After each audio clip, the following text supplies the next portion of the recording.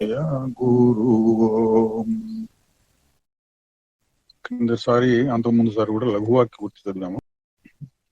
ఇప్పుడు మళ్ళీ అదే ఏది చెప్పుకుని ఎన్నిసార్లు చెప్పుకున్నా మళ్ళీ అదే అదే చెప్పాల్సి వస్తుందమ్మా. మనం ఆత్మ విద్య అనేది అట్లా ఉంటుంది. పురాణాలు అయితే రకరకాల కథలు ఉంటాయి, ఒక్కొక్క దాంట్లో ఒక్కొక్క రోజు ఒక్కొక్కటి చెప్పుకోవచ్చు. మళ్ళీ అదే ఆత్మని గురించి చెప్పాలి. యత్ సారభూతం తద్ ఉపాసితవ్యం అన్నాడు. అదే విద్య, అదే ఆత్మజ్ఞానం మళ్ళీ మళ్ళీ ఎందుకు చెప్పుకుంటున్నాం అంటే యత్ సారభూతం తద్ ఉపాసితవ్యం. ఈ మాట బాగా గుర్తుపెట్టుకోండి. ఏది సారమో దానిని ఉపాసించాలి. ఉపాసించడం అంటే ఇది అయిపోయి రంధి అదే రంధిలో ఉండటం, అది అట్లా మళ్ళీ మళ్ళీ మళ్ళీ మళ్ళీ అదే అదే అదే అదే ఆలోచిస్తూ ఉండటం, దాన్ని ఎప్పుడు మనసులో నిలుపుకుంటూ ఉండటం. దాన్ని ఎప్పుడన్నా ఏదైనా పనులు అవి ఇవి కాసేపు మర్చిపోయి మళ్ళీ వెంటనే పని అయిపోయిన వెంటనే మళ్ళీ దాంట్లోకి రావటం, అది ఉపాసన. దేన్ని ఉపాసన చేయాలి అంటే సారభూతమైనటువంటి దానిని. ఇదండి మనకి ఈ వేదాంత లేక ఆత్మజ్ఞానం యొక్క అభ్యాసం సాధనకి 3 మాటలతో చెప్తారు: శ్రవణ, మనన, నిధిధ్యాసనలు. మీరు అందరూ వినే ఉంటారు ఇది. శ్రవణం ఎంతవరకు చేయాలి అంటే చేస్తూనే ఉండాలా అంటే అట్లా కూడా ఉన్నారండి. జీవితాంతం ఏదో ఒక శ్రవణం చేయడానికి మనకి చాలా ఉన్నాయి. ఒకటే ఆత్మ విద్య ఒకటే అర్థమైనప్పటికీ మనకి ముఖ్యంగా ప్రస్థానత్రయము అంటారు. భగవద్గీత, బ్రహ్మసూత్రాలు, ఉపనిషత్తులు. 10 ఉపనిషత్తులు ఉన్నాయి. ఇంకా కావాలంటే ఇంకోటి వేసుకోండి, 11 వేసుకోండి. వీటన్నిటికీ భాష్యాలు, ఆ భాష్యాల్లో మళ్ళీ రకరకాల అనుమానాలు, వీటిని ప్రశ్నిస్తూ ఉండటం, ఇట్లా కొన్ని ఏళ్లు తరబడి గడిచిపోవచ్చు. మనం చేయొచ్చు, మన 10 ఏళ్ళు, 15 ఏళ్ళు, 20 ఏళ్ళు కూడా ఇటువంటి శ్రవణం చేసుకుంటూ ఉండొచ్చు. అయితే తర్వాత మెట్టైన మననం ఎప్పుడు? అదండి మనకి ప్రయోజనం కావాలి. ప్రయోజనం కావాలంటే శ్రవణం మాత్రమే ప్రయోజనం ఇస్తుందా అంటే ఇస్తుందండి కొంతవరకు. అది తప్పని కాదు, దానివల్ల కూడా కొంత ప్రయోజనం. ఎందుకంటే మంచి సంస్కారాలు లోపల పడుతూ ఉంటాయి. వినంగా ఎప్పటికైనా కాస్త మనసులో కొద్దిపాటి మార్పు వస్తూ ఉంటుంది. రైట్, బాగానే ఉంది. కానీ మనకి పూర్తి ప్రయోజనం రావాలంటే, తొందరగా రావాలంటే అది చాలదు. దానికోసం మననము, నిధిధ్యాసన అనేవి కూడా గొప్ప సాధనలుగా చెప్పారు. శ్రవణము అంటే వినటం, మీకు తెలిసిందే, వినటం లేదా చదువుకోవటం పుస్తకాలు. ఆ తర్వాత మననం. ఏం మననం చేయాలి? చూడండి, మీరు ఇప్పుడు లఘువాక్య మొత్తం చదివాం, అలాగే భగవద్గీతలో ఏదో ఒక అధ్యాయం చదివాం, ఏదో అట్లాగే ఉపనిషత్తు చదివాం. ప్రతి వాక్యాన్ని, ప్రతి శబ్దాన్ని, ప్రతి మాటని మననం చేసుకుంటూ చదవాలా? అంత అక్కర్లేదండి, అంత అక్కర్లేదు. పండితులైనటువంటి వాళ్ళు ప్రతి మాటని అర్థం చేసుకుంటూ దానికి అటు అర్థం ఈ అర్థం లాగి చెప్తూ ఉంటారు. చెప్పాలి వాళ్ళు, ఎందుకంటే సరైన అర్థం ఏంటో తెలియవస్తే మనలాంటి వాళ్ళకి తెలుస్తుంది. పండితులు ఉద్దేశం, పాండిత్యం యొక్క ఉద్దేశం అది కోసం చేస్తున్నాము, పాండిత్యం కోసం కాదు. ఇటువంటి వాళ్ళకి మనం ప్రతి మాటని అర్థం చేసుకోవాల్సిన అవసరం కూడా లేదు. మీకు పూర్తిగా అర్థం కాలేదని పక్క పెట్టేయచ్చు. ఎందుకు, మనకు కావాల్సిందంటే శంకరాచార్యుల వారు ఇంకా ఇతరులు కూడా చెప్పారు. సారభూతమైన విషయం బ్రహ్మసత్యం, జగన్మిథ్య, జీవో బ్రహ్మైవ నాపరః అని ఒక అర్ధ శ్లోకం అంటే 16 అక్షరాల్లో చెప్పేశారు. అంతకు మించి ఏం సారం ఉండదు. అందువల్ల మనం కొన్ని మాటలు అర్థం కాకపోయినా పర్వాలేదు. మరి మననం కోసం ఏం చేయాలి అంటే, మనకు బాగా అర్థమైనవి, బాగా నచ్చినవి, బాగా ఉపయోగించేవి, మనకి ఏదైతే ఉపయోగపడుతుందో అటువంటి వాటిని తీసుకుని మననం చేయాలి. ఉదాహరణకి లఘువాక్య వృత్తి తీసుకోండి. మొట్టమొదటి శ్లోకంలో వచ్చింది స్థూలో మాంసమయో దేహో అని వచ్చింది. మొదటి శ్లోకం. స్థూల శరీరం అంటే మాంసమయమైనటువంటిది. దీని మీద మళ్ళీ ప్రశ్నలు చేసుకోవచ్చు, విచారణ చేయొచ్చు కాసేపు. మాంసం ఒకటేనా? స్థూల శరీరం ఇంకా లేవా? ఎముకలు లేవా? నెత్తురు లేదా? చర్మం లేదా? ఉంటాయి. సప్తధాతువులు ఉంటాయి. ఇతర శాస్త్రాల్లో ఉన్నాయి అవన్నీ. సప్తధాతువులు, పంచకోశాలు, ఇట్లా రకరకాల మాటలు ఉన్నాయి అనుకోండి. వాటన్నిటినీ కుతూహలం కోసం ఒకసారి వింటే వినొచ్చు, ఎక్కువగా అక్కర్లేదు మనకి. పంచధాతువులు ఏదేంటి, సప్తధాతువులు ఏంటి, పంచభూతాలు ఏదేంటి, లేదా 6 భూతాలు 7 భూతాలు ఏదేంటి, మనకి అనవసరం. మనకు కావాల్సింది ఏది? ఆత్మస్వరూపం దగ్గరికి వెళ్ళాలి. కాబట్టి దానిని మననం చేయగల. పంచభూతాలు అనగా ఏమి? ఆకాశము, వాయువు, అగ్ని, జలము, ఇట్లా నేర్చుకొని మనం గుర్తుపెట్టుకొని వాటి మీద మననం చేయాల్సిన విషయం కాదు అది. ఊరికి ఒకసారి విన్నాం, అవతల వదిలేసాం. అట్లాగే స్థూల శరీరము, సూక్ష్మ శరీరము, కారణ శరీరం. సూక్ష్మ శరీరం అంటే ఏంటి? మనస్సు లోపల ఏదేదో పని చేస్తూ ఉంటుంది. అర్థమైంది? అర్థమైంది, చాలు. అంత అర్థమైతే చాలు. మరి మననం చేయక్కర్లా. ఇంకా చిదాభాసుడు అన్నారు. చిదాభాసుడు లేక బోధాభాసుడు అన్నారు ఇందులో.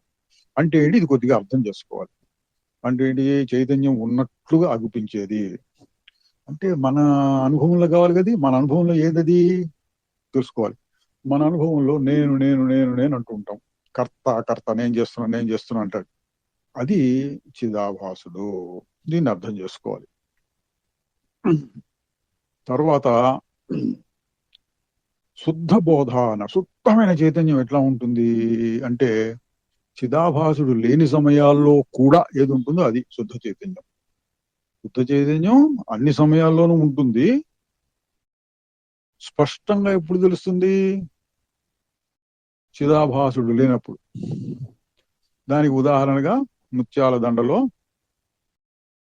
దారం ఎట్లా తెలుస్తుంది? ఒక పూసని కొద్దిగా అటు పక్కకు జరిపి మధ్యలో చూస్తే దారం కనిపిస్తుంది. అట్లా ఎన్ని పూసల దగ్గర అట పక్కకు జరిపి చూసినా దారాన్ని మనం గ్రహించవచ్చు. దారం ఎప్పుడు ఉంది. పూసలు ఒక పూస ఉన్న చోట ఇంకో పూస ఉండదు, ఇంకో పూస ఉండదు, ఇంకోటి ఉండదు, రకరకాలుగా ఉంటాయి. దారం మటుకు అన్నిట్లో సమానంగా ఒకే తీరుగా ఉంటుంది. ఆ విధంగా ఉంటుంది అన్నారు. ఇది చాలా ముఖ్యమైన విషయం మననం చేయటానికి. ఇది ఉపయోగిస్తుంది మనకి.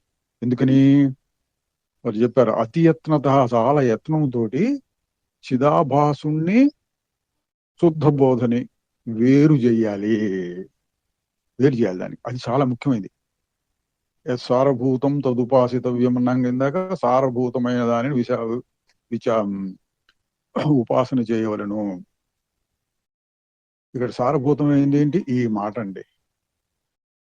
చిదాభాసుడు శుద్ధ బోధ, దీనిని వేరు చేయాలి. ఎట్లా వేరు చేయాలి? సిద్ధాంతంలో కొద్దిగా తెలుసుకుంటే అంతా ఏదైతే తెలుసుకుంటుందో తెలివి శక్తి, మరి శుద్ధమైన తెలివి అంటే ఇట్లా మనం మననం చేసుకోవచ్చు. శుద్ధమైన తెలివి అంటే ఎట్లా ఉంటుంది? ఈ వస్తువుని తెలుసుకున్నాను. ఏ వస్తువుని తెలుసుకున్నాను? గోడ ఉంది నా ఎదురుకుండా, గోడను తెలుసుకున్నాను. తలకాయ పక్క తిప్పితే కిటికీ కనపడింది, కిటికీని తెలుసుకున్నాను. కింద చూస్తే నేల, ఫ్లోరింగ్ కనపడింది, దాన్ని తెలుసుకున్నాను. పైకి చూస్తే కప్పు కనపడేది, చూసుకున్నాను. కుర్చీ కనపడింది, టేబుల్ కనపడింది. ఇవన్నింటినీ తెలుసుకుంటున్నా. అన్నిట్లో ఏది సమానంగా ఉంది? ఇవన్నీ దండలో పూసలు అనుకోండి. ఏవి? నేను ఇప్పుడు చెప్పిన సీలింగ్, ఫ్లోరింగ్, తలుపులు, కిటికీలు, కుర్చీలు, టేబుల్, ఇవన్నీ పూసలు లాంటివి అనుకుంటే అన్నిట్లోనే ఉంది తెలుసుకుంటున్నాను అనేది సమానంగా ఉంది. తెలియబడుతున్నాయి, నేను తెలుసుకుంటున్నా. అంటే ఇందులో ఒక శక్తి ఉంది. ఏం శక్తి? తెలివి శక్తి. దీన్ని బాగా ఉపాసన చేయాలి, పట్టుకోవాలి. దీన్ని ఎందుకు పట్టుకోవాలండి అంటే, మనకున్న సమస్య అంతా అక్కడే వచ్చింది. శుద్ధ చైతన్యాన్ని చిదాభాసుడు అనుకుని, శుద్ధమైనటువంటి ఆత్మ కర్త భోక్త అనుకుని బాధపడుతున్నాం. మరి శుద్ధ బోధ అంటే ఎట్లా ఉంటుంది అన్నందుకు అందులోనే మనకి ఇంకొక యుక్తి ఇచ్చారండి. ఒక ఉపాయం చెప్పారు దాన్ని కనుక్కోవడానికి. 2 వికల్పముల మధ్యలో అన్నారు. వికల్పము, సంకల్పం, ఆ మాటలు కూడా మన పెద్ద అర్థాలు చెప్పుకొని బాధపడక్కర్లేదు. సింపుల్ గా ఆలోచనలు అనుకోండి. లోపల మనసులో చలనము, మార్పు, కదలిక. తెలుసుగా, మనసులో ఏదో కదలికలు వస్తుంటాయి. కాసేపది ఏదేదో ఆలోచనలు వస్తుంటాయి. అవన్నీ కదలికలు. 2 కదలికల మధ్యలో ఏమున్నది? 2 దండలో ఉన్న 2 పూసల మధ్యలో ఏముంటుంది? పూసల అడుగున ఏమున్నది అన్నట్టు 2 వికల్పముల మధ్యలో ఏమున్నది? ఇంకా చెప్పాను, ఇటు చూస్తే టేబుల్ కనపడింది, ఇటు చూస్తే కుర్చీ కనపడింది, ఇటు చూస్తే ఫ్లోరింగ్ కనపడుతుంది. రెండింటి మధ్యలో ఏముంది? రెండిట్లో సమానంగా ఏది ఉంది? ఇది కూడా పట్టుకోవడం కొంచెం కష్టమే. బాగా మననం ధ్యానం చేయవలసిన విషయమే, కానీ పట్టుకోవడం కష్టం. అందుకని మనకి ఇంకా కొంతమంది మహాత్ములు చాలా మంది దీని మీద ఇంకొంచెం తేలిక చేసి మనకి సాధనకు కావాల్సింది ఏం చెప్పారంటే, మొదట్లో మనమే సృష్టి చేసుకోవచ్చు. ఇది 2 వికల్పములు మధ్యలో ఉండేటువంటి విరామం. కిందసారి మనం చేసి చూసాం. ఓం అనేది ఒక ఆలోచన అనుకోండి, మనం పెట్టుకున్నాం, కావాలని పెట్టుకున్నాం. ఎందుకు?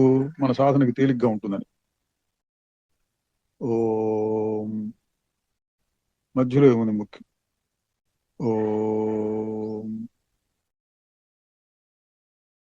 మధ్యలో ఉన్న దాన్ని చూడండి. ఓం మధ్యలో ఉన్నది శుద్ధ చైతన్యం. ఓం అనేది ఒక కదలిక, మనసులో వచ్చిన కదలిక. ఇప్పుడు ఓం అనే కదలిక వచ్చింది, దాన్ని నేను చూశాను అంటే అహంకారం. అదే చిదాభాసుడు అహంకారం. నేను చూశాను అంటే ఏదో వచ్చింది పోయింది అలా ఏం పట్టించుకోలే. ఓం ఓం ఓం అన్న దానికి వెలువకుండా, దాన్ని పట్టించుకోకుండా మధ్యలో ఏమున్నది అని చూడటం. ఇది ప్రారంభంలో అభ్యాసకులకి చాలా బాగా ఉపయోగిస్తుంది. ఈ ఉపాసన చెయ్యి అంటే దీన్ని మనం ఉపాసన చేయొచ్చండి. మధ్యలో ఏముంది. ఇది కొంచెం అలవాటైన తర్వాత ఓం అనుకోవాలి, ఓం గురు అనుకోవాలి, ఇటువంటి కూడా లేదు. మీరు దేని నుంచైనా చేయొచ్చు. ఉదాహరణకి మీకు ఇంతకుముందే శ్లోకాలు చదువుకోవడం అలవాటు అనుకోండి. ఓం శుక్లాంబరధరం విష్ణుం చేసి వర్ణం చతుర్భుజం ప్రసన్నవదనం ధ్యాయే సర్వ విఘ్నోపశాంతయే అనో, లేకపోతే విష్ణు సహస్రనామం అట్లాంటి వాటిల్లో విశ్వం విష్ణుర్వషట్కారో ఇట్లాంటివి చదువుకుంటాం అలవాటు అనుకోండి. వాటినే కొంచెం నిదానంగా చదువుకోవచ్చు. శుక్లాంబర ధరం విష్ణుం శశివర్ణం చతుర్భుజం. ఇక్కడ ముఖ్యం ఏంటి? ఏ దేవుణ్ణి పూజిస్తున్నాం, ఏ దేవుడికి సంబంధించిన శ్లోకము, అక్షరాలు సరిగ్గా చదువుతున్నామా, తప్పులు చదువుతున్నామా, అది కాదు. మధ్యలో ఏముంది? శుక్లాంబర మధ్యలో ఏముంది? ధరం విష్ణుం శశివర్ణం చతుర్భుజం. మధ్యలో ఏముంది? ఇట్లా కూడా చూడొచ్చు. శబ్దం మీదే చేయాలని కూడా లేదు.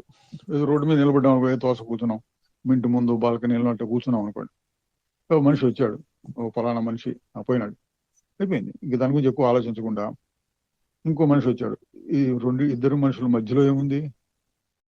ఆ మనిషి వచ్చినప్పుడు మనిషి అన్న భావం ఒకటి మనసులో వచ్చింది. మనిషి అక్కడ ఉన్నాడు, కానీ అసలు ఏం జరిగింది? మనిషి అన్న భావం మన మనస్సులో వచ్చింది. అదొక చలనం, మనసులో ఒక చలనం కలిగింది. అక్కడ ఒక మనిషి రాగానే, మనిషి పోగానే మళ్ళీ ఇంకొక మనిషి కనపడే లోపల సాధారణంగా ఏం చేస్తుంటాం మనం? ఏవేవో ఆలోచనలు చేస్తుంటాం. లేక ఇందాక కనపడ్డ మనిషి వీడు ఎవడు, ఎక్కడ వాడు, మన వీధిలో వాడైనా, ఎప్పుడు కనపడలేదే, ఎక్కడుంటాడు, బజార్ చివరిలో ఉంటాడు, ఇట్లా ఆలోచించుకుంటున్నాం అనుకోండి. అది పోయినట్టు, వాళ్ళ దనంబడి పడిపోయినట్టు. అలా కాకుండా మనిషి కనపడ్డాడు, పోయినాడు, దాని గురించి ఆలోచించొద్దు. మళ్ళీ ఇంకో మనిషి కనపడ్డాడు, పోయినాడు, ఆలోచించొద్దు. ఆ రెండింటి మధ్యలో ఏముంటుంది? మనిషి బొమ్మ లేదు, మనిషి బొమ్మ వచ్చింది పోయింది. మళ్ళీ కొత్తగా ఇంకో బొమ్మ వచ్చే లోపల మధ్యలో ఏముంటుంది అంటే, అర్థం కావడం కోసం శబ్దము, రూపము, నామరూపాలు అనుకుని వీడు చెప్తున్నాము. ఏ సాధన చేసినా ఒకటే వస్తుంది. శబ్దం ద్వారా వెళ్ళినా, రూపం ద్వారా వెళ్ళినా, ఇంకో రకంగా శ్లోకాలను ఉపయోగించుకున్నా, ఓం అనుకున్నా, ఏమనుకున్నా సరే మధ్యలో ఉన్న అనుభవం ఒకటే. చూచినప్పుడు దానికి దీనికి మధ్యలో, ఆ చూపుకి టేబుల్ చూశాను, కుర్చీ చూశాను, రెండింటి మధ్యలో ఏముంది అన్నా, ఓం అన్నాను, గురు అన్నాను, మధ్యలో ఏముందన్నా, శుక్లాంబర ధరం మధ్యలో ఏముందన్నా, అదే అనుభవం. అనుభవం శబ్దానికి సంబంధించిన అనుభవం కాదు, రూపానికి సంబంధించిన అనుభవం కాదు, ఉత్త అనుభవం. ఇది ఉపాసితవ్యం. అదండి మనం పట్టుకోవాలి. గ్రంథం మొత్తంలో మరి మాంసమయో దేహో దాన్ని ఎక్కువ మననం చేయక్కర్లా. చిదాభాసుడు అంటే అర్థం చేసుకోవాలి, మననం చేయక్కర్ల ఎక్కువ. చిదాభాసుడు అంటే ఏంటి? చిదాభాసు, ఓ ఇట్లా, ఓహోహో నేను అనేవాళ్ళ చిదాభాసుడు అంటే ఇదా అని మన మనసులో పెట్టుకోవాలి. మనసులో మధ్య మధ్యలో నేను చేస్తున్నా అహంకారం వస్తుంది కదా, అదే చిదాభాసుడు అట్లా అర్థం చేసుకోవాలి. మననం చేసుకోవడానికి ఏది కావాలి? మధ్యలో ఏముంది, మధ్యలో ఏముంది, మధ్యలో ఏముంది, రెండు వికల్పాల మధ్యలో ఏముంది. ఇది మననం చేసుకోదగినటువంటి విషయం అండి. మననం తర్వాత ఇంకేం చెప్పారు, నిధిధ్యాసన అన్నారు అనుకోండి. దాని గురించి చూద్దాం. నిధిధ్యాసన అంటే ఏంటి? ఒకే భావాన్ని నిలబెట్టడం. ఇది అభ్యాసం చేయకపోవడం ఏకాగ్రత అనే పేరుతో కూడా కొన్ని సాధనలు చేస్తూ ఉంటారు యోగంలో. ఉదాహరణకి ఏదో ఒక దాని మీద అట్ట కళ్ళు ఆర్పకుండా చూడటం, గోడ మీద ఒక చుక్క పెట్టుకొని దాన్నే చూస్తూ ఉండొచ్చు. ఏదో ఓం అనే అక్షరం రాస్తారు, దాన్నే చూస్తూ ఉండొచ్చు. లేకపోతే దేవుడి పటం ఏదో పెట్టుకుని దాన్నే చూడొచ్చు. దేవుడి పటం కూడా పటం అంతా కాకుండా దేవుడి యొక్క ముఖం ఒక్కటి చూడొచ్చు, లేదా దేవుడి యొక్క పాదాలు మాత్రం చూసుకుంటూ ఉండొచ్చు. ఇవన్నీ ఏంటి? ఏకాగ్రతను పెంపొందించేటటువంటి సాధనలు. ఇక్కడ నిధిధ్యాసన కూడా అటువంటిదేనండి. కానీ ఇక్కడ తేడా ఏంటంటే, నిధిధ్యాసన అంటే ఒక భావం మీద మనస్సును నిలబెట్టడం. ఒక రూపం మీదను శబ్దం మీద నిలబెట్టడం కాకుండా భావం అంటే ఏంటి? ఇప్పుడు చెప్పిందే, శుద్ధ చైతన్యం ఇట్లా ఉంటుంది, ఊరక అనిపిస్తూ ఉంటుంది, ఫలానా అని ఉండదు. ఇదంతా మననం. ఇట్లా ఫలానా అనేది లేదు, ఊరక అనిపిస్తూ ఉంటుంది, ఏదో వచ్చింది పోయింది మధ్యలో ఉన్నది అది. ఇట్లా మననం చేస్తూ ఉంటే అట్లా మనసు ఆగిపోయింది. అందుకు దాని గురించి ఆలోచించాలి. ఎంతసేపు ఆలోచిస్తాం? ఆగిపోయిన స్థితి నిధిధ్యాసన. భావం ఉంటుంది, భాష ఉండదు అక్కడ. ఫలానా భాష ఉండదు. ఇప్పుడు ఎవరో దూరదేశంలో ఉన్నారనుకోండి, మన వాళ్ళు ఎవరో, అప్పుడు రోజు ఫోన్ చేసుకుని ఎప్పుడు వస్తావు అనుకుంటా. సరే వస్తున్నాం అన్న 15 రోజులు వస్తామని అనుకోండి. 15 రోజులు వస్తున్నాడు, 14 రోజులు అట్లా లెక్క పెట్టుకుంటే వస్తున్నారు, వచ్చారు, ఎయిర్పోర్ట్ లో దిగారు, ఇవన్నీ మనం తెలుసుకుంటూ ఉంటాం. అంతా అయిన తర్వాత సరిగ్గా మన ఇంటి ముందుకు వచ్చి ఆగారు, మనకు కనపడ్డారు. అప్పుడు ఎట్లా ఉంటుంది? అంతకుముందు చేసిందంతా మననం. వాళ్ళు వస్తున్నారు, ఇంకా 4 రోజులు వస్తారు, 5 రోజులు వస్తారు, ఎట్లా వస్తారో ఏమో, వచ్చేటప్పుడు వాళ్ళకి ఏంటి టిఫిన్ చేసి రెడీ పెడదాం, ఇట్లాంటివన్నీ ఆలోచిస్తున్నారు అనుకోండి. సరిగ్గా వాళ్ళు వచ్చి మీ ఎదురుకుండా ఆగారు, ఏముంటుంది? ఇంకా సంతోషం, భావం, ఇక ఆలోచన ఉండదు దాని గురించి. ఊరకు చూస్తూ ఉంటాం కాసేపు. అంటే ఆలోచించి ఆలోచనలకు సారభూతమైనటువంటి విషయం అట్లా మనసులో నిలబడి ఉంటే అది నిధిధ్యాసన. ఇప్పుడు మధ్యలో ఏముంది? గుప్త భావం ఉంది. ఆ భావానికి ఏంటి లక్షణం? ఏ లక్షణం లేదు. అంతకుముందు శబ్దం ఉంది, తర్వాత శబ్దం ఉంది, మధ్యలో ఉన్నదానికి ఫలానా లక్షణం అంటే ఏం లేదే. ఎట్లా ఉంటుంది? అట్లా ఉంటుంది. అది ఏం చేస్తూ ఉంటుంది? ఏం చేయదు. ఎప్పుడూ ఉంటుంది. శబ్దం ఉన్నప్పుడు బాగా తెలియటం లేదు, శబ్దానికి మధ్యలో బాగా తెలుస్తోంది. ఇటువంటి విషయాలను ఆలోచిస్తూ ఉంటే అది మననం అవుతుంది. ఆలోచిస్తూ అసలు ఎట్లా ఉంటుంది అది? ఆగి చూడు. అట్లా మనసు కాసేపు ఆగితే అది నిధిధ్యాసన. అదే భాష లేని భావం అట్లా నిలబడి ఉంటుంది. ధ్యానము అని కూడా అంటుంటారు, ఆత్మధ్యానం అని. ధ్యానం అనే దాన్ని కూడా ఇదే మాట అర్థం చెప్పుకోవచ్చు. నిధిధ్యాసన. ఈ నిధిధ్యాసన ఎన్ని విషయాలు చేయొచ్చండి. ఉదాహరణకి ప్రపంచం అంతా స్వప్నము వంటిది అని వస్తుంది అనుకోండి. ఇందులో రాలేదు కానీ ఇంకో చోట ఎక్కడో వచ్చింది అనుకోండి. దాని గురించి ఆలోచించవచ్చు కాసేపు. ఎట్లా స్వప్నం అవుతుంది? యోగ వాసిష్టంలో వస్తుంది అది ఎక్కువగా. ఎట్లా స్వప్నం అవుతుంది? మన మనసులో వచ్చే కదలికలు, మనసులో కదలిక వస్తే కనపడుతుంది, లేదా కనపడలేదు, ఇట్లా బాగా ఆలోచించి అవును నిజంగా స్వప్నం వంటిదే కదా అని నిర్ధారించుకుంటున్నాం అనుకోండి, అది మననం. అంతా అయిన తర్వాత ఆ స్వప్నం ఇది, నేను కూడా స్వప్నే అన్నప్పుడు ఎట్లా ఉంటుంది? ఈ శరీరాన్ని, లోపల వచ్చే మనసుని, బయట ఉన్న వస్తువులన్నీ కలిపి, ప్రస్తుతం నేను కళలో ఉన్నాను, ఇదంతా కళ, ఏం చేయగల కళ దానంతరం వస్తుంది, ఏం చేయగల అన్నట్లుగా కాసేపు మనసు ఆగిపోయి ఎట్లా చూస్తూ ఉన్నారు అనుకోండి. ఈ ప్రపంచం అంతా కళలాగా కనపడుతూ ఉంటుంది కాసేపు. అది నిధిధ్యాసన. అంటే ఏ భావం మీద చేయొచ్చు. మననం చేసి ఏదో ఒక విషయాన్ని మననం చేస్తూ ఉండగా మనస్సు కాసేపు ఆగిపోయి ఆ భావం మాత్రం నిలబెడితే అది నిధిధ్యాసన అంటారు. అటువంటి నిధిధ్యాసన మళ్ళీ లఘువాక్య వృత్తులు తీసుకుంటే ఉత్త అనుభవం, రెండు మారిపోయే అనుభవాల మధ్యలో మారకుండా ఉండే అనుభవం ఉంటుంది. ఓం, గోరు, జయ, గోరు, ఇవన్నీ మారిపోయే అనుభవాలు. మధ్యలో ఉన్న అనుభవం ఎప్పుడు చూసినా అదే ఉంటుంది. శుక్లాంబరధరం విష్ణు అన్న అదే ఉంటుంది. లఘు వాక్య వృత్తి అన్న అదే ఉంటుంది. అది మారటం లేదు. అది మారటం లేదు, శాశ్వతంగా ఉంటుంది. చాలా లక్షణాలు చెప్పారుగా, అవన్నీ అదంతా అనుకుంటుంటే మననం అయిన తర్వాత అట్లా ఆగి చూడు.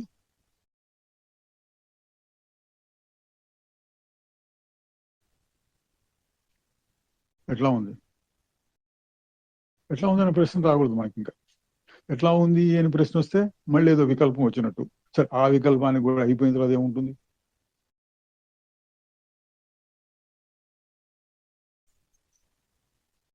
అబ్బాయి ఎక్కువసేపు నిలబడట్లేదండి అంటే మనం ఇందాక చెప్పా, తదశక్తో క్షణం రుద్ధ్వా, ఒక క్షణం ఆపుకొని అన్నారు.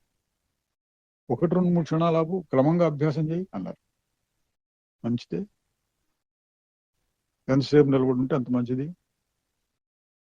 తర్వాత ఈ లఘు వాక్య వృత్తిలోనే ఇంకొకటి చెప్పారు. ఇప్పుడు చెప్పిందేమో నిధిధ్యాసన తర్వాత పూర్తిగా ఆగిపోయి కాస్త ఎక్కువసేపు అట్లా అసలు ప్రపంచం తెలియకుండా పోతే దాన్నే సమాధి అనే పేరుతో కూడా చెప్తారు. యోగులు, సన్యాసులు, బైరాగులు అంటాం చూడండి, అటువంటి వాళ్ళకి వేరే పని లేకుండా 24 గంటలు ఇదే పనిలో ఉండే వాళ్ళకి ఆహార నియమాలు, నిద్ర నియమము, ఏకాంతంగా ఉండడం అటువంటివన్నీ పెట్టుకున్న వాళ్ళు ఎక్కువగా దాన్ని ఇంకా ఇంకా ఇంకా ఇంకా అభ్యాసం చేసి సమాధి స్థితి అంటే ఎక్కువగా మనస్సు తోసకుండా పోయే స్థితిని అభ్యాసం చేస్తూ ఉంటారు. అదొక పద్ధతి. దాని గురించి కూడా ఇందులో వచ్చింది. సమాధి యోగినాం ప్రియం, యోగులకు ప్రియమైనటువంటి సమాధి అని. అయితే దాన్ని ఎక్కువగా చెప్పాల, అదే ఉండాలని ఇంకో రకంగా కూడా చెప్పారు. దాన్ని మన యోగ వాసిష్టంలో కానీ ఇంకా భగవద్గీతలో ముఖ్యంగా సమాధి, అటువంటి సమాధిని గురించి చెప్పరు. భగవద్గీతలో ఎక్కువ చెప్పిందంటే కర్మ, నీ వ్యవహారం నువ్వు చేస్తూనే ఉండు, చేస్తూ ఉండి కూడా దీన్ని మర్చిపోకుండా ఉండు. అది 8వ అధ్యాయంలో చెప్తాడు. యుద్ధం చేయి, నన్ను స్మరించుకుంటూ ఉండు. నన్ను అంటే కృష్ణుడు అని కాదని, కృష్ణుడు ఆయన పెట్టుకున్నా పర్వాలేదు. మనం ఇక్కడ ఆ నిశ్చల స్వరూపాన్ని దృష్టిలో పెట్టుకో, యుద్ధం చేస్తూ ఉండు. మా మనుస్మర యుద్ధచ అని వస్తుంది. మనం స్మరిస్తూ ఉండు, యుద్ధం కూడా చేస్తూ ఉండు. అది వ్యవహార సమయంలో ఉండేటటువంటి వారికి జ్ఞానులు అనొచ్చు. మనకి దీని శుద్ధ జ్ఞానము అని కూడా అనొచ్చు. సమాధిలో ఉండాలి, మనసును ఆపేయాలి, అటువంటిది కూడా లేదు. జ్ఞానులు ఏం చెప్తారంటే సమాధి ఎందుకు, ఏంటి సమాధి అంటే ఎప్పుడు ఉండేదానికి ఆపడం ఎందుకు? ఇంకా మనసు పనిచేస్తుందని, పనిచేస్తున్నా కూడా వెనకాల అది ఉంటుందిగా. కాదండి, నాకు తీవ్రమైనటువంటి కలతగా వచ్చింది, సుఖ దుఃఖాలు కూడా వస్తున్నాయి, అప్పుడు కూడా ఉంటుందిగా. ఇది జ్ఞానం. దాన్ని చూడాలి. ఏది ఎల్లప్పుడూ 24 గంటలు ఉండేటటువంటి స్వరూపాన్ని చూడాలి, కాసేపు వచ్చిపోయేది కానీ కాదు. మరి ఇందాక నుంచి నేను మధ్యలో చూడమన్నారు కదా అంటే అది అభ్యాసం, సాధన కోసం. ముత్యాల దండలో ఉన్నటువంటి ముత్యాన్ని జరిపి పొసుగు మధ్యలో ఉన్న దారాన్ని చూడు, ఇంకోసారి చూడు, అట్లా ఎన్ని పూసలు అన్ని పూసలను జరిపి చూడు. దానివల్ల ఏంటి, దారం ఉన్నది, దారం మార్పు లేకుండా ఒకటే రకంగా ఉంటుంది, అది నిర్ధారణ అవుతుంది. తర్వాత ఏం కావాలి, నీకు నిలిచిపోవాలి ఆ జ్ఞానం. పూస కనపడుతూ ఉన్నా పూసకు ఆధారంగా దారం ఉన్నది కదా అనేటువంటి జ్ఞానం మనసులో నిలబడిపోవాలి. జ్ఞానం నిలబడిపోయిన దాన్ని గుర్తేంటి, ధైర్యం. ఒక ధైర్యం వస్తుంది ఉన్నది. ఎవరన్నా అడిగారు ఎప్పుడైనా సరే, మీ ఎదురుకుండా పూస లేనప్పుడు, దండ లేనప్పుడు కూడా ముత్యాల దండలో దారం ఉంటుంది అని గట్టిగా చెప్తాం. అది జ్ఞానం. అట్లాగే మనం రకరకాల వ్యవహారాలు చేస్తున్నాం. ఇప్పుడు మాట్లాడుతున్నాను, మీరు వింటున్నారు. ఎవరిని అడిగారు అనుకోండి, మాట్లాడటం వినటం అనేటువంటిది మార్పు కదా, మార్పే. ఇవి కూడా బుద్ధి వృత్తులను ఉపయోగించి చేసేటటువంటి పనే కదా. ఆ బుద్ధి వృత్తులను ఉపయోగించి మనం మాట్లాడటం, వినటం చేస్తున్నాం. అయితే నువ్వెవరు? ఇప్పుడు కూడా ఉంటుంది. ఆగినప్పుడు ఏదుందో అది ఇతర సమయాల్లో కూడా ఉంటుంది. దాన్ని సాక్షి అని పేరుతో చెప్తూ ఉంటారు ఎక్కువగా. అన్ని వచ్చినప్పుడు కూడా ఉంటుంది అది. దీన్ని సాధించాలి మనం. నెక్స్ట్ స్టెప్ అనుకోండి. ముందు స్పష్టంగా ఒక సంకల్పానికి మధ్యలో ఉండేటటువంటి దాన్ని చూడటం బాగా అలవాటైతే, ఆ నమ్మకంగా బాగా కలిగినప్పుడు ఇప్పుడు మాత్రం లేదా అది అని ప్రశ్న వేసుకొని ఇప్పుడు కూడా ఉండాలి. ఎట్లా ఉంటుంది? గమనిస్తూ ఉండాలి అంతే. గమనిస్తూ ఉంటే తెర మీద బొమ్మలు వస్తున్నాయి, సినిమా తెర కానీ టీవీ తెర కానీ అనుకోండి. అప్పుడు ఒక ప్రశ్న వేసుకోవాలి, ఇప్పుడు తెర ఉందా లేదా? తెర ఉందా లేదా అంటే పెద్దవాళ్ళకి తెలుసు, మా అందరికి బాగా తెలుసు ఉంటుందని. చిన్న పిల్లలు ఎవరో ఉన్నారనుకోండి, 3 ఏళ్ళు 4 ఏళ్ళ పిల్లలు చూసా బొమ్మల రంగాన్ని తెర పోతోందిరా అంటే ఆహా అని నమ్ముతాడు వాడు.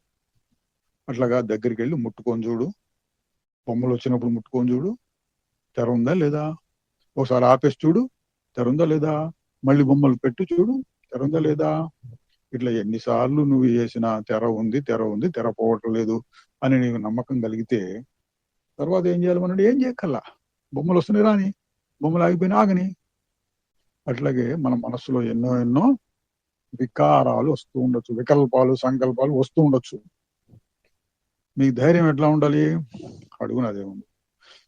మరి ధైర్యం కాదండి, నిజంగా ఉందా లేదా అంటే చూడొచ్చు. దాన్ని సాక్షి అంటారు. మాటలు వస్తూ ఉన్నాయి. ఇప్పుడు ఇందాక చేసిన సాధనని మళ్ళీ చేసుకోవచ్చు. ఓం గురు, మధ్యలో ఏముంది చూడు, ఇందాక చెప్పిన సాధన అదనుకోండి. అది బాగా కుదిరిన తర్వాత ఇంకొక రకంగా చేయొచ్చు. ఓం గురు జయ గురు. ఈ అక్షరాలని పట్టించుకోకుండా చూడండి. ఏం చెప్తున్నారు ఈయన? అక్షరాలు మనకు అనవసరం. శుక్లాంబరధరం విష్ణుం శశివర్ణం చతుర్. అప్పుడు ఏమనాలి? ఈ శుక్లాంబరధనం అనేటువంటి అక్షరాలు తెలియబడుతున్నాయి, తెలుసుకోవడానికి కావాల్సిన శక్తి ఏమిటి అసలు? శుక్లాంబరధరం ఇవన్నీ మారిపోతున్నాయి, మారకుండా ఉన్నది ఏది?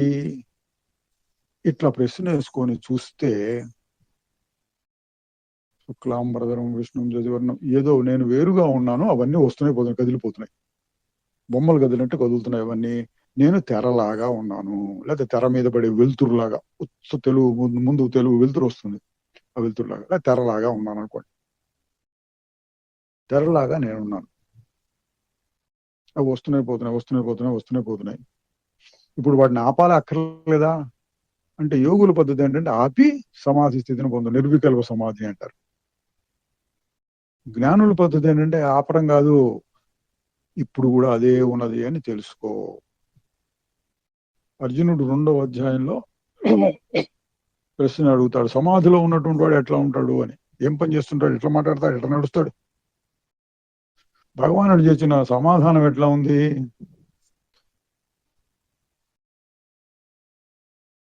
వాడు దేన్ని పట్టించుకోకుండా ఉంటాడు, ఆత్మారాముడై ఉంటాడు, లోపల ఆనందాన్ని చూసుకుంటూ ఉంటాడు.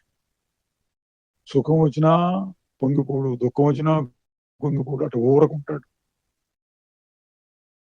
కోరికలన్నీ పోయిన వాడే ఉంటాడు. ఇటువంటి లక్షణాలు చెప్పాడు సమాధి అంటే.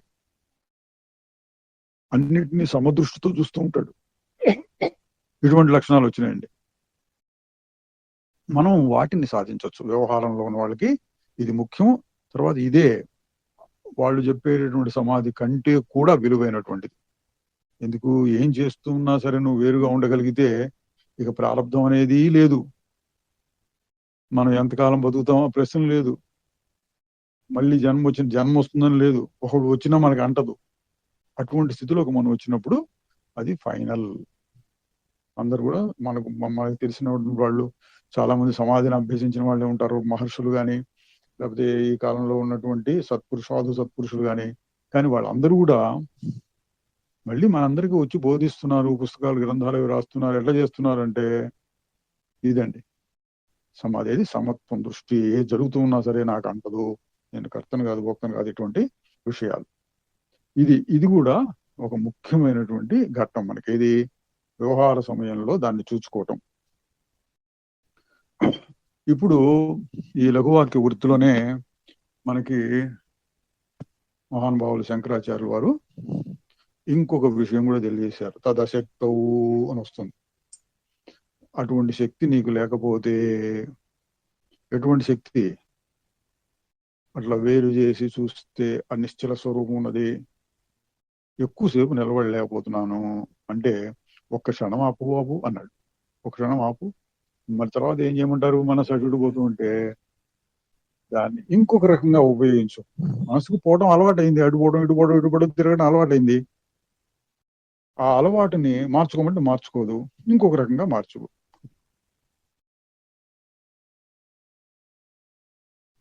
వాడు ఏడు రోడ్డు వెంబడి తిరగడం అలవాటు అనుకోండి.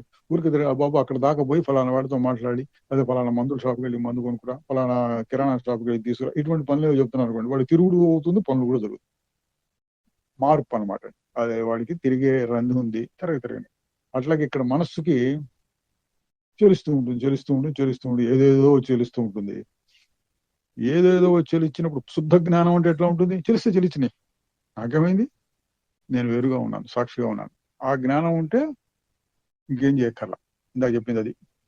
ఆ మధ్యలో ఉన్నట్టు స్వరూపాన్ని చూడు. తర్వాత చిదాభాసుని శుద్ధ చైతన్యాన్ని వేరు చేసి శుద్ధ చైతన్యం నేనన్న దృష్టిలో ఉండిపోతే ఇంకేం చేయక్కర్లా.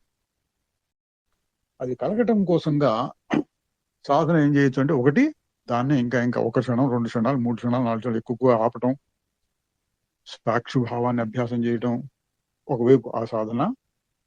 అది కుదరని సమయాల్లో, అంటే బాగా కుదిరిన వాళ్ళకు కూడా, పెద్ద వాళ్ళు కూడా ఎప్పుడు కుదరదు అది. కొన్ని సందర్భాల్లో కుదరకపోవచ్చు. కుదరదు, ఎక్కువ మంది కుదరదు అనే అనుకున్నాం. అప్పుడు ఏం చేయొచ్చు అంటే దానికి చెప్పారు, శ్రద్ధ పెట్టి, ఇది అక్కడ ఒకటి స్వరూపం మిగిలి ఉన్నది, ఆ స్వరూపమే నేను అన్న విషయాన్ని అర్థం చేసుకుని, అదే నిర్వికల్ప స్థితి, అదే పరబ్రహ్మ, అదే ఆత్మ, అదే పరమాత్మ, అంతా అదే, అది నేను అన్న విషయాన్ని బుద్ధి వృత్తుల సహాయంతో అంటే మనసుతోటి, మళ్ళీ నేను అది నాకు అంటదు అని అనుకుంటున్నారు అనుకోండి, మళ్ళీ మనసు ఆగినట్టే, మనసు వచ్చినట్టే. లేకుండా ఉన్నప్పుడు అనుభవిస్తే అది అనుభవం. మరి అటువంటి అనుభవం లేనప్పుడు ఏం చేయొచ్చు? బుద్ధి వృత్తులను ఉపయోగించి శ్రద్ధ పెట్టమన్నాడు. బుద్ధి వృత్తులు అంటే నేను ఆ స్వరూపం, ఏ స్వరూపం ఇందాక ఆగినప్పుడు ఏదో అది నేను, ఇందాక ఆగినప్పుడు నాకు గుర్తుండట్లేదండి, ఇంకా నేను ఇప్పుడు సాధనలో మొదట్లో ఉన్నా, నాకు సరిగ్గా తెలియట్లేదు అన్న వాళ్ళకు కూడా ఇంకొక రకంగా చెప్పొచ్చు అన్నారు. ఏంటి? రమణ మహర్షి గారు ఎక్కువగా చెప్తూ ఉంటారు, గాఢ నిద్రలో ఎట్లా ఉన్నావు నువ్వు, అది గుర్తించుకోండి. రోజు నిద్రపోతాం కదా, దాన్ని గుర్తించుకోండి కాదు. ఎవరికైనా ఆగి చూడు, ఆగట్లేదు, నేను ఎట్లా ఉంటావు నువ్వు అంటే, సరే గాఢ నిద్రలో ఎట్లా ఉంటావు ఒకసారి గుర్తు తెచ్చుకోండి. ఇప్పుడు నిద్రపోతున్నట్లు అనుకోండి. ఇదేనా సార్, గాఢ నిద్రలో ఎట్లా ఉంటావు గుర్తు తెచ్చుకో. ఈ విధంగా అభ్యాసం చేస్తూ ఉండొచ్చు. ఇది ఎంత కుదిరితే అంత. ఇది కూడా కుదరదండి ఒక్కోసారి, ఎందుకంటే మనస్సు సాత్వికంగా ఉన్నప్పుడు అట్లా ఆగటం, నిశ్చలంగా హాయిగా ఉండటం కుదురుతుంది. మనస్సు రజోగుణం, తమో గుణంలో డల్గా నిద్రమత్తుగా ఉన్నప్పుడు కుదరదు. విపరీతంగా ఏదో ఆ పనులు ఈ పనులు రావడం, రాగద్వేషాలు పెరగడం, ఎట్లా చేయాలి ఆందోళనగా ఉండడం, ఇటువంటి పరిస్థితుల్లో కూడా కుదరదు. అప్పుడు ఏం చేయమన్నా అంటే బుద్ధి వృత్తులను ఉపయోగించి సాధన చేసుకో అన్నాడు.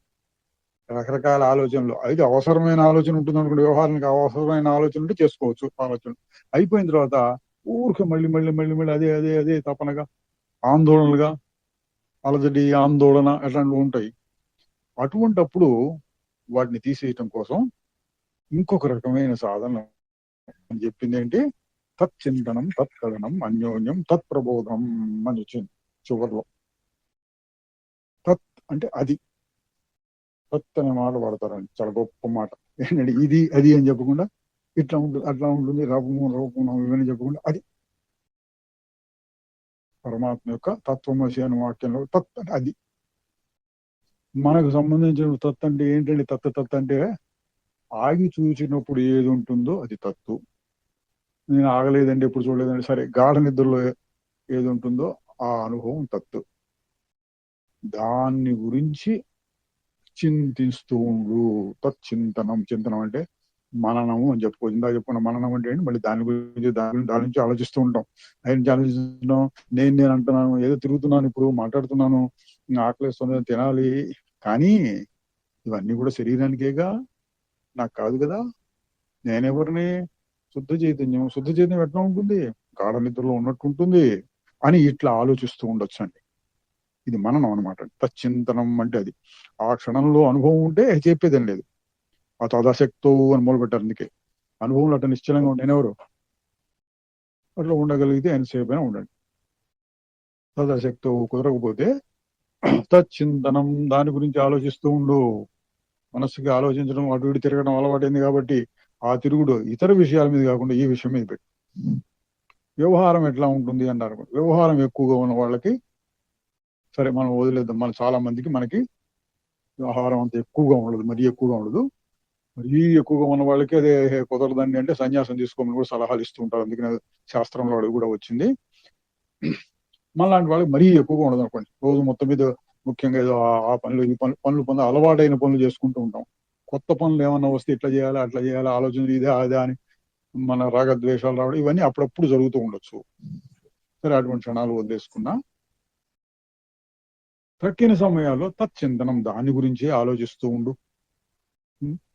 ఏదో మనం 3 రోజుల క్రితం ఏదో ఫంక్షన్కి వెళ్ళొచ్చాం, అదే పెళ్లి ఏదో జరిగింది, దాని గురించి ఆలోచిస్తూ ఉంటారు. వాళ్ళు వచ్చారు, వీళ్ళు వచ్చారు, ఫలానా వాళ్ళు, వాడిని అక్కడ కలిసి, వీడిని కలిసాను, వాడిని కలిసాను, 20 ఏళ్ల తర్వాత కలిసాను ఫలానా వాడిని, అక్కడ భోజనం దగ్గర 100 రకాలు పెట్టారు, ఇవన్నీ ఆలోచిస్తూ ఉంటాం. మళ్ళీ అది కాకుండా తచ్చింతనం, తత్ గురించి ఆలోచించండి. తత్ అంటే నిశ్చలంగా ఉంటుంది, పరమాత్మ స్వరూపం, అందులో నుంచే ప్రపంచం అంతా వస్తుంది. మళ్ళీ మధ్యలో ఆలోచనలు వస్తున్నాయి. ఎక్కడి నుంచి వస్తున్నాయి? అక్కడి నుంచే వస్తుంది. అది తప్ప రెండోది లేదు. నిశ్చలంగా ఉంది, అందులోంచి ఏదో వచ్చింది, మళ్ళీ అందులోంచి ఏదో వచ్చింది, మళ్ళీ అందులోకి వెళ్ళిపోతుంది. ఈ విధంగా తత్తు గురించి ఆలోచిస్తూ ఉండు. ఇది 4 రోజుల క్రితం చూసినటువంటి పెళ్లిని గురించి ఆలోచించినట్లు పొద్దునెప్పుడు చూసినప్పుడు కాసేపు నిశ్చల స్థితి కలిగింది అనుకోండి, ఆ తత్తుని గురించి ఇప్పుడు ఆలోచిస్తూ ఉండు. తచ్చింతనం, తత్కథనం, దాన్నే చెప్తూ ఉండొచ్చు. ఎవరైనా వినేవాళ్ళు ఉంటే చెప్తూ ఉండొచ్చు. మీ దగ్గర తెలుసుకోవాలని ఏంటంటే మీరు ఏం చేస్తున్నారు అని అడిగితే వాళ్ళు అంటే మనం చెప్పిన వాళ్ళు వినే రకం అయితే అందరికి కాదు, అందరికి చెప్తే వాళ్ళకి అర్థం కాదు, అనవసరం. మన గ్రూప్ అనుకోండి, మీ గ్రూప్ లాంటి వాళ్ళు ఎవరైనా చెప్తే వాళ్ళకి మనం చెప్తూ ఉండొచ్చు. నేనే చెప్తూ ఉండాలి కాదు, వాళ్ళు చెప్తే మనం వింటూ ఉండొచ్చు. అది అన్యోన్యం తత్ప్రబోధనం అన్నారు. ఒకళ్ళకొకళ్ళు చెప్పుకుంటూ ఉండటము. ఈ విధంగా ఏదో రకంగా నీ మనసు దాని మీద పెట్టు. ఈరోజు దాన్ని తచ్చింతనం తత్కథనం అనే దాంట్లో మనకి ఇతరుల మనుషులు దొరకగాది, మనకు మనం ఆలోచించుకోవడం ఇతరులు అక్కర్లేదు. అట్లాగే ఒక గ్రంథ పారాయణం కూడా మనం చూసుకోవచ్చు. ఇప్పుడు లఘువాక్య వృత్తి అనుకోండి చదువుతున్నాం, లేదా యోగ భాష్యం చాలా గొప్ప గ్రంథం. ఇందులో చెప్పాను, మాంసమయో స్థూలో మాంసమయో దేహో అన్నటువంటి మాటలు స్కిప్, పక్క వెళ్ళిపోండి, దాంతో ఎక్కువ ఒక్కలు అక్కడ. 2 వికల్పముల మధ్యలో ఉన్నటువంటిది పరమాత్మ స్వరూపమే, అదే నిర్వికల్పం అన్న మాట వచ్చింది అనుకోండి, ఆగండి అక్కడ. ఆగి దాని గురించే కాసేపు మననం చేసుకుంటూ ఉండండి. మీకు మీరు బోధించుకుంటూ ఉండండి, ఇతరులు వినేవాళ్ళు అయితే మీకు మీరే చెప్పుకుంటూ ఉండండి. ఇటువంటి చేయొచ్చు. ఏది అది సారభూతం తదుపాసితం అంటే సారభూతమైన వచ్చినప్పుడు ఆగాలి. తక్కిన విసుకు మీద కథ వస్తుంది, యోగ వర్షం చాలా కథలుగా వస్తుంది, ఆ కథ ఊరికి చదువుకుంటూ పోవచ్చు. ఇటువంటి మంచి మాట వచ్చినప్పుడు ఆగి దాని మీదే మనస్సు కాసేపు దొర్లించాలి. ఎన్ని పేజీలు చదివా ముఖ్యం కాదు, సారభూతమైనటువంటి విషయాన్ని, అనవసరమైన విషయాన్ని పట్టించుకోవద్దు. కొన్ని కథా సందర్భం కొన్ని ఉంటాయి, మహాభూతాన్యహంకారో బుద్ధిరవ్యక్తమేవచ ఇంద్రియాణి దశైకించ పంచచేంద్రియ గోచర, ఇట్లా వస్తుందండి. క్షేత్రజ్ఞ విభాగంలో వస్తుంది. ఇదంతా క్షేత్రము అన్నాడు అనుకోండి. మహాభూతాన్ని అంటే ఏంటండి అన్నారు అనుకోండి, మీకు అర్థం కాదు, పోనీ వదిలేస్తుంది అక్కర్ల. మనకు కావాల్సింది ఏంటి, మనకు బాగా తెలిసినవి చాలు. పంచభూతములు అంటే ఈ శరీరము అనుకోండి. పంచభూతములు ఏవి కూడా చెప్పక్కర్ల. పంచభూతంతో నిర్మితమైన ప్రపంచము, ఈ శరీరం కూడా పంచభూతాలతో తయారైంది, పంచేంద్రియంలో గోచరించేది. తర్వాత ముఖ్యం ఇచ్ఛ, ద్వేష, సుఖం, దుఃఖం అని అనుకోండి. ఈ 4 మాటలు చాలు. తక్కిన అర్థం కాలేదు, అర్థం చేసుకోవడానికి బాధపడక్కర్లా. మనం మననం చేసుకోవడానికి, ధ్యానం చేసుకోవడానికి, అనుభవం పొందడానికి ఇచ్ఛాద్వేషము, రాగద్వేషములు ఇవి కూడా క్షేత్రంలోనే ఉంటున్నాడు. అంటే మారిపోయేటటువంటి, మనసులో వచ్చేటటువంటిది. నా స్వరూపం, అసలు స్వరూపం అది కాదు. నేను మారకుండా ఉంటాను. సుఖం దుఃఖం, సుఖ దుఃఖాలు కూడా వస్తుంటే పోతుంటాయి, నాకు కాదు. అది వేరు చేసుకోవడం, క్షేత్రజ్ఞుడిని క్షేత్రం నుంచి వేరు చేయడం, విభాగం చేయడం, విభాగం.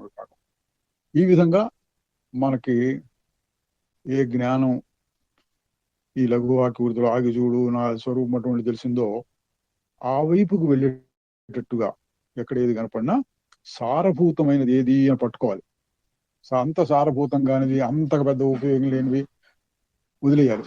కొన్ని విషయాలు ఒకసారి తెలుసుకుంటే చాలు. చిదాభాసుడు అన్న మాట వచ్చింది అనుకోండి. చిదాభాసుడు అంటే ఏంటి? బుద్ధిలో ప్రతిబింబం. అది ఎట్లా ఉంటుంది? నేను అంటూ ఉండదు, అదే అదే అట్లా తెలుసుకుంటే చాలు ఒకసారి. రోజు మననం చేయక్కర్లా. రోజు మననం చేయవలసిందేది ఆగి చూడు. అది ఎప్పుడు ఉంటుంది, దానికి మార్పు లేదు. అది కర్త అవుతుందా? కర్త కాదు, దేనికి కర్త కాదు, ఊరిక ఉంటుంది అంతే. మరి వాళ్ళు ఈ పని చేయాలి కదా అంటే చేయొచ్చు, పని జరుగుతుంది. ప్రకృతి ధర్మం, నేను కాదు. నాకు సుఖం వస్తుంది, సుఖం నాది కాదు. ఇట్లా చెప్పుకుంటూ ఉండాలండి. ఇది సారభూతమైనటువంటి విషయం. ఈ విధంగా చేస్తే ఏం జరుగుతుంది అంటే చివరిలో వచ్చింది అది జీవన్ముక్తి, విదేహముక్తి. అది మనకే తెలుస్తుంది. విదేహముక్తిని చనిపోయిన తర్వాత ఏదో వస్తుంది, అది అనుమాన ప్రమాణం, శాస్త్ర ప్రమాణం. జీవన్ముక్తి అనేది స్వానుభవం, మనకు మనమే ప్రమాణం. ఎట్లా ఉంటుంది? నేను ఎట్లా ఉంటాను? అట్లా ఉంటాను. మరి దుఃఖం వస్తుంది, నాకు కాదు అని మీరు ధైర్యంగా అనగలిగితే జీవన్ముక్తి. ధైర్యంగా అనాలి. దుఃఖం వస్తుంది, బాగా ఏడుపు వస్తుంది, ఒక కళ్ళము నీళ్లు వస్తున్నాయి, చూసేవాళ్ళు కూడా ఎందుకమ్మా అట్లా ఏడుస్తావు అని అంటున్నారు. అయినా లోపల మనకు ఒక భావం కలుగుతోంది, ఇదంతా పైపైన తెర మీద వచ్చే బొమ్మల లాంటిదే ఏడుపు కూడా. నేను వేరుగా ఉన్నాను, మారకుండా ఉండే స్వరూపం ఇప్పుడు కూడా ఉంది అని మీరు అనుకుంటే అది జీవన్ముక్తి. అంటే బతికుండగానే మోక్షం. మీరు వేరైపోయినారు, ప్రపంచంలో అవి ఇవి జరుగుతున్నట్టుంటాయి, లీలా మాత్రంగా కొద్దిగా ఆ క్షణంలో. నటుడు అది నాటక రంగంలో నటుడికి పాత్ర ఇస్తే అభినయించేటప్పుడు వాడికి ఆ ఫీలింగ్ కూడా రావచ్చు. ఏదో కోపమో, తాపమో, ప్రేమో, జాలి, భయం ఇట్లాంటివి ఉన్నట్టుగా నటిస్తూ ఉంటాడు. క్షణికం అదంతా. కాసేపు ఆ డైలాగ్ చెప్తే తర్వాత వెళ్ళిపోయినాక వాడు మామూలు అయిపోతాడు. అట్లా ప్రపంచ వ్యవహారాల్లో మనకు సుఖ దుఃఖాలు కలుగుతున్నట్లు మనకే అనిపించవచ్చు, చూచే వాళ్ళకి అనిపించవచ్చు, క్షణికంగా ఉంటాయి. లోపల మటుకు నిలబడిపోయే భావం ఏంటి? ఇవన్నీ వస్తున్నాయి పోతున్నాయి, వస్తున్నాయి పోతున్నాయి, వస్తున్నాయి పోతున్నాయి, నాకు అంటటం లేదు. ఏడ్చినా సరే నాకు అంటటం లేదు. ఏడవద్దు అని చెప్పడం కాదు ఇక్కడ, ఏడ్చినా సరే నాకు అంటటం లేదు, నేను వేరుగా ఉన్నాను అనేటటువంటి స్థితి వస్తే అది జీవన్ముక్తి, మోక్షం. ఆ లాభం ఏంటో మీకే అర్థమవుతుంది. ప్రపంచం అంతా అట్లా లీలా మాత్రంగా ఆడుకుంటున్నట్టుగా. పెద్దవాడు వచ్చి పిల్లలతో కలిసి, పిల్లలు సీరియస్గా ఆడుకుంటారు, పెద్దవాడు వచ్చి లైట్ గా వాళ్ళతో అట్లా అట్లా ఆడుకుంటున్నట్టుగా ఉంటాడు, సుఖ దుఃఖాలు అంటించుకోకుండా ఉంటాడు. అటువంటి స్థితిలోకి రావాలి. అదే స్థిత ప్రజ్ఞ అంటాడు. గుణత్రయ విభాగంలో గుణాతీతం లక్షణములు అంటాడు, యోగి లక్షణములు అంటాడు, పండితుని లక్షణములు అని ఇట్లా అక్కడక్కడ చాలా చోట్ల వస్తూ ఉంటాయి. అటువంటి స్థితిలోకి మనమే రావాలి, మనమే చూసుకోవాలి. అది మనకి అనుభవైక వైద్యము, అనుభవంలోనే తెలుస్తుంది. ఆ దిశగా మనం ప్రయాణం సాగిస్తూ ఉండాలి. ఓం తత్సత్.